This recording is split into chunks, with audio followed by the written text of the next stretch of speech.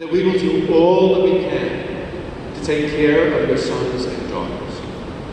We will spend ourselves in service to them. We will do everything we can to show them the way to a life that is filled with meaning, purpose, and joy.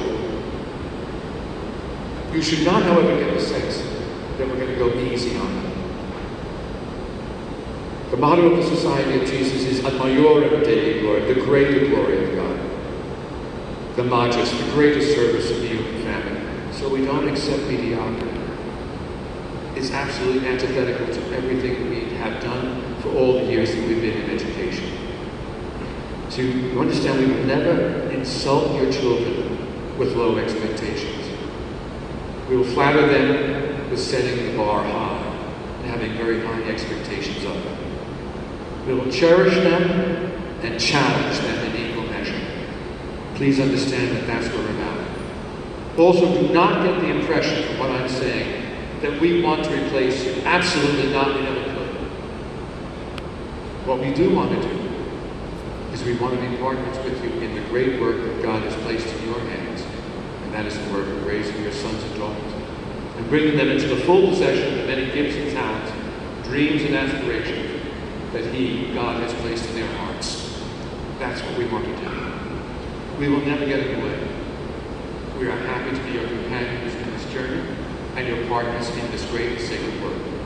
So that's what I want to say to you. To the students, I want to go back to the panic and terror thing. I understand that. I really do. I've been doing this work for 40 years. I started when I was 5. And in those 40 years I've seen this. The beginning is filled with hope, but it's also filled with fear. So I want to say to you this. Do not be afraid. Do not be afraid. We are here to walk with you. Do not be afraid, because we know, even though you at times may question and wonder about it, we know the depth of your talents, the range of your talents, and in some ways the depth of your hearts. We know that you are capable of great things. We know that. And we're here for you. And I mean that. There's no other reason for us, faculty, staff, Jesuits, there's no other reason for us to be here than to be here for you. We will walk with you. And we're delighted, we're thrilled that you're here. We think that's just president talk. It's not. We look at you and you bring to this university new dreams, new ideas, new experiences, new insights, new talents. We are so lucky to have you. You have to understand that that's the way we feel about you. Your family already, we've been waiting for you for 180 years. I remember the day we opened. It was a beautiful day in June, and we've been waiting all these years just for you.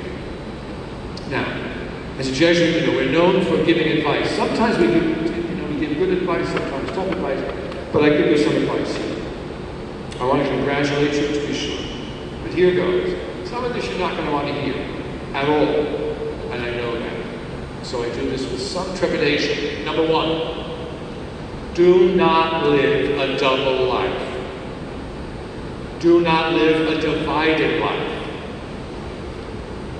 Translation, high school is over. You are no longer a high school student. When you were in high school, when you got to senior year, you were the gods. You were the heroic figures. Everyone looked up to you. The juniors behind you are now seniors, and they don't want you back. You may dream of a return to the halls of glory, because that's where you felt completely at home, completely known, completely understood. To do that is a grave mistake. Do not try to live in the two worlds, high school and college, high school and Fordham. If you do that, you're going to hurt yourself, and hurt yourself badly. You will not give yourself the freedom to grow. Never underestimate the value of high school and what you did in high school. I'm not saying that, but don't try and live it over and over again. This is a no moment. So I say to you, don't live a double life. Throw yourself into college life. Throw yourself into life at Fordham. Fordham is an amazing place, a marvelous place. A place that is marked by a gift for friendship. So start early. Start today. Begin to create a network of friends that will be the network of friends that will support you, cheer you on, be with you in good times and in bad for the rest of your life. Now you may think that I'm telling you something that's false. My father's best friends, my father graduated in the class of 32. My father's best friend to the day he died were his Fordham classmates. My brothers all went here and they would say the same. I did not have the benefit of a Fordham education. Sadly. The only member of my nuclear family that didn't have a Fordham connection. I was a Jesuit. I was sent someplace else, against my will, to a lesser Jesuit institution to the north and east of me, whose name I can never mention in polite society, and I'm not going to do it now, but the initials are BC. So give yourself, it is a great place, and it will repay what you give to Fordham. You will get back 100, 200-fold, I promise you. It's a wonderful place. Next, third. Second. Whatever you choose to major in, minor in New York.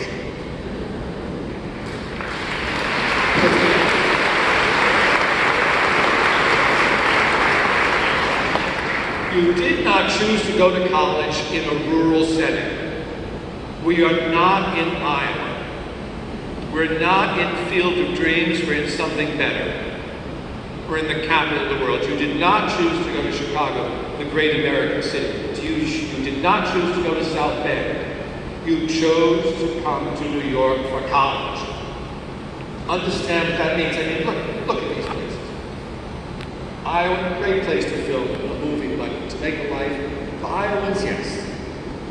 Chicago, the great American city. New York is the capital of the world. The great American city, capital of the world. Boston, a lovely little town.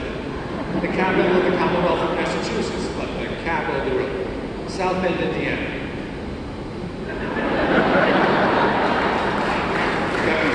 South Bend, Indiana is the county seat of St. Joseph County in Indiana.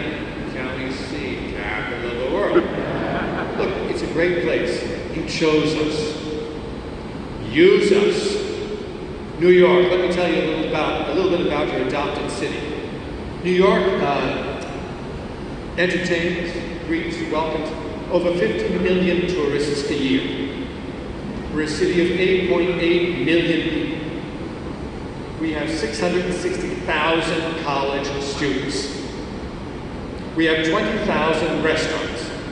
We speak 800 languages. We have 842 miles of subway track. And on those tracks in a regular year, 1,500,000,000 people will travel. We have 2,000 bridges. We have 113 museums, 40 Broadway theaters, 8 professional sports franchises. I know what you're saying, and yes, you're right. We have 7 professional franchises. We are Yankee territory. We have 5 boroughs, the Statue of Liberty, and you. I say to you this.